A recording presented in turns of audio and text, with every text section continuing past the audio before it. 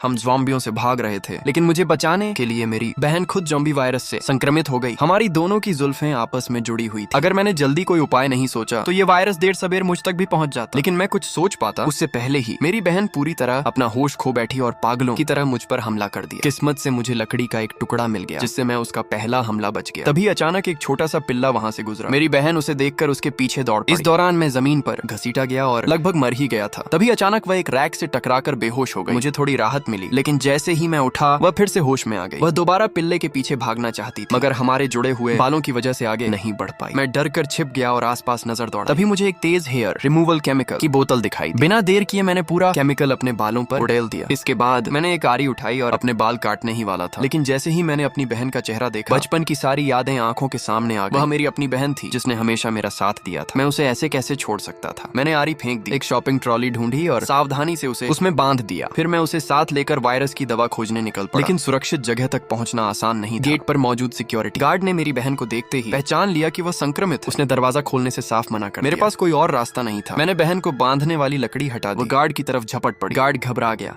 और तुरंत दरवाजा खोलकर भाग गया। मैंने समय बर्बाद नहीं किया। मेरा सिर्फ एक ही मकसद था, अपनी बहन के लिए वायरस की दवा ढूंढना।